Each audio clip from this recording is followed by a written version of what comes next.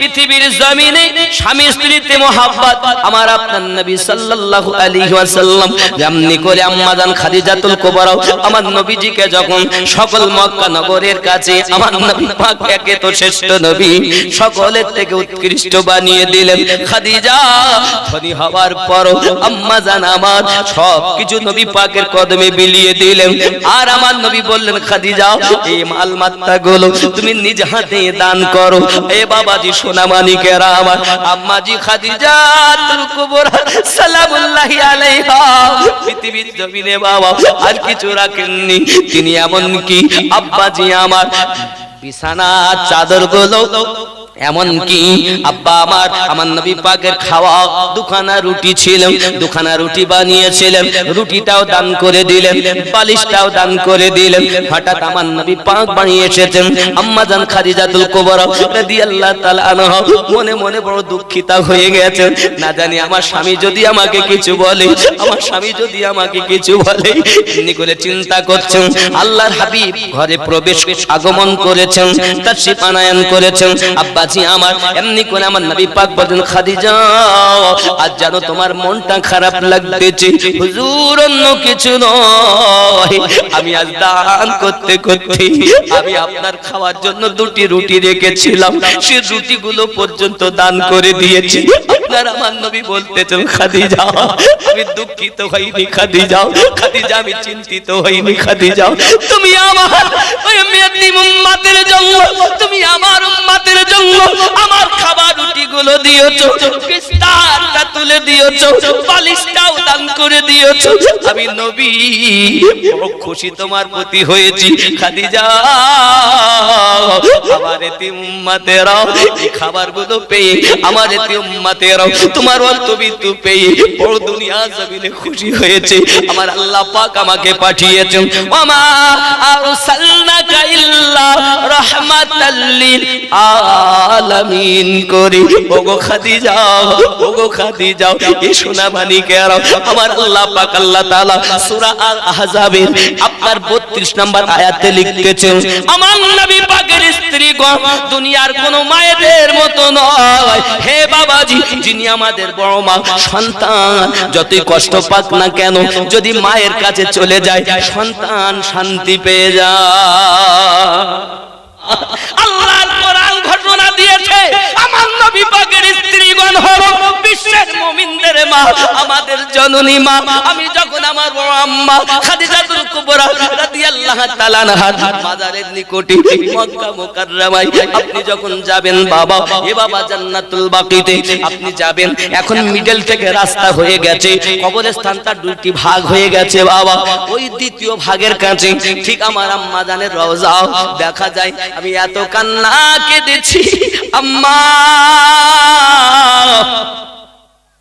আপনার আওলাদ আপনার সন্তান হলো আহলে বায়াতের সন্তান হাসান হুসাইনের নানি মা আমাদের জননী হযরতে খাদিজা জোরে বলুন জান্নাতে যাবে জান্নাতে যুবকদের সর্দার যারা হাসান হুসাইন পাক দুজানা হলো তারা তাদের নানি মা খাদিজাতুল কুবরা সালামুল্লাহি আলাইহা এই যুবকেরা আমার হযরতে খাদিজাতুল কুবরা রাদিয়াল্লাহু তাআলা না থেকে আপনার সন্তান এসেছে দুনিয়া জমিনে বাবা চারজন আপনার কিনা কন্যা এসেছে বড় মেয়েটার নাম হলো হযরতে যায়েনব মেজো মেয়ের নাম হলো রোকায়া সেজো মেয়ের নাম হলো উম্মে কুলসুম ছোট মেয়েটার নাম হলো হযরতে ফাতেমাতুজ জোহরা সালামুল্লাহি আলাইহা চিৎকার মেরে বলুন না সুবহানাল্লাহ যুবক সোনামানি কামার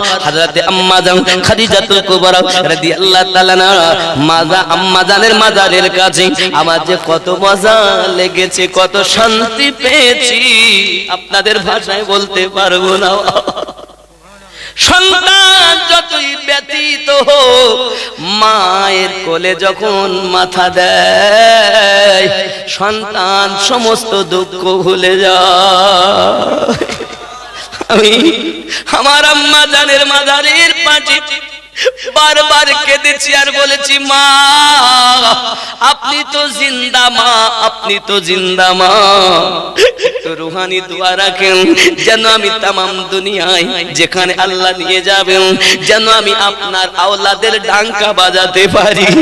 সোনা মানিকেরা আমার বিশ্বাস, আজ আমি দেশ বিদেশে ঘুরি, আমার আল্লাহ পাকের দয়া, নবী পাকের মায়া, আহলে পাকের সাদকা, পীর মুর্শিদের নেক নেকা, আমার মা বাপের দুয়ার বরকত, চিৎকার মেরে বলুন সুবহানাল্লাহ। খেয়াল করো না বাবা, আমার আম্মা জানেরা পৃথিবীর জমিনে আমাদের যিনি সর্বশ্রেষ্ঠ মা, যার নাম হলো নাম্বার 1 নাম্বার মা, হযরতে আম্মা খাদিজাতুল কুবরা সালামুল্লাহি আলাইহা, আমার রাসূল পাকের প্রথম স্ত্রী, আমার নবী পাকের প্রথম স্ত্রী।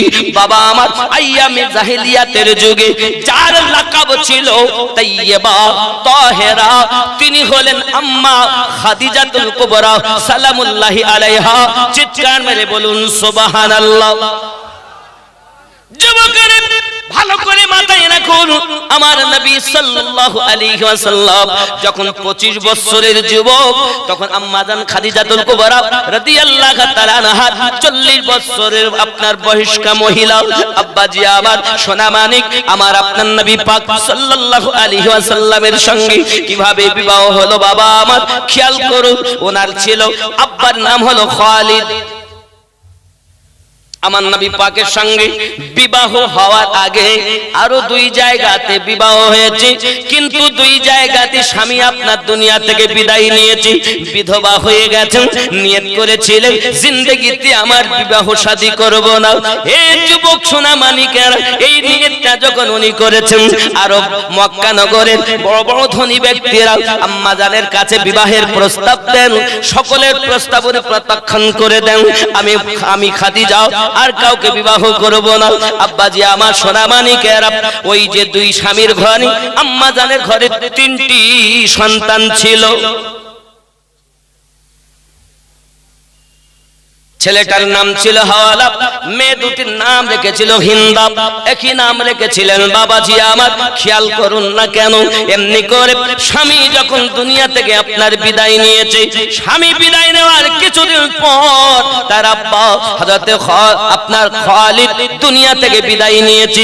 আম্মা জান খাদিজাতুল কুবরা রাদিয়াল্লাহু তাআলা আনহা বড় ব্যথিত হলেন, বড় চিন্তিত হয়ে গেলেন আব্বা আমার। কিন্তু ওনার ব্যবসা চলে শাম, সিরিয়া, মক্কা নগর, বিভিন্ন দেশে আম্মা জানের ব্যবসা কিন্তু আপনার চলছে।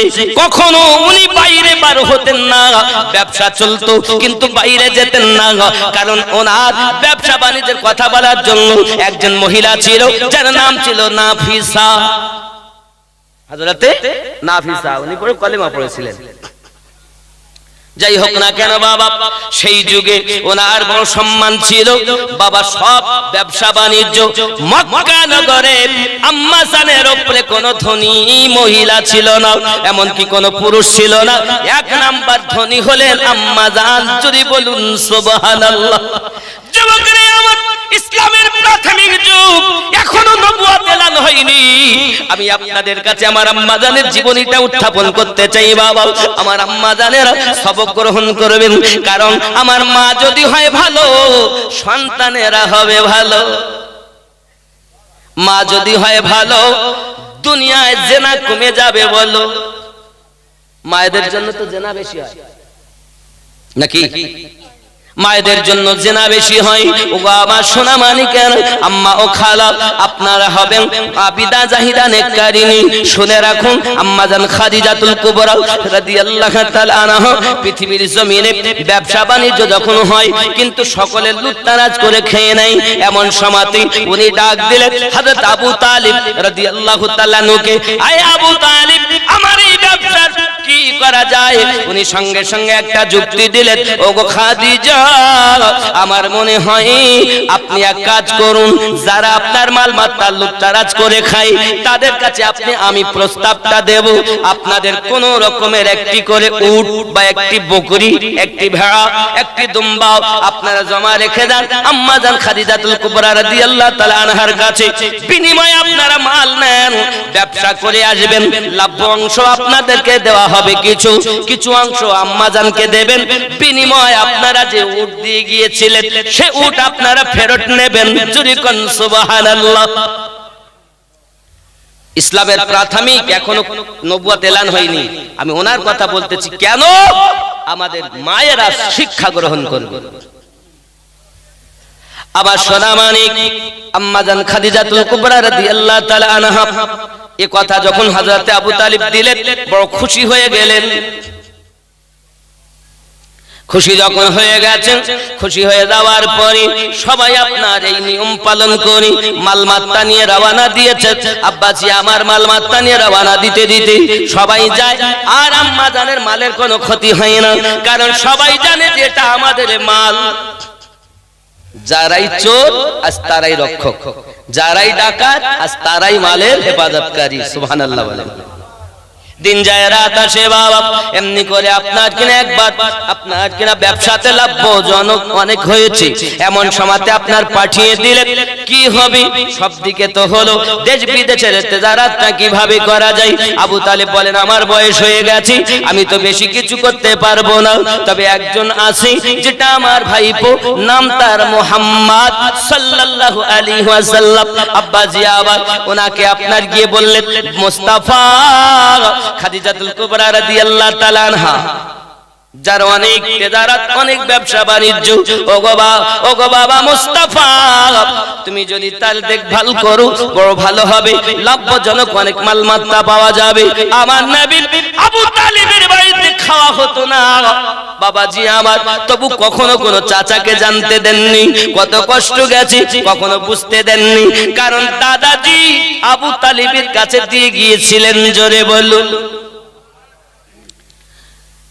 6 বছর বয়সে আম্মা হারালেন, 8 বছর বয়সে দাদা হারানোর পূর্বে দাদা তার 10টি সন্তানকে ডাক দিয়েছিলেন, বাবারা বাবারা বাবারা, আমি আব্দুল মুত্তালিব থাকবো না, আমার এই নাতিকে তোমাদের দায়িত্ব নিতে হবে।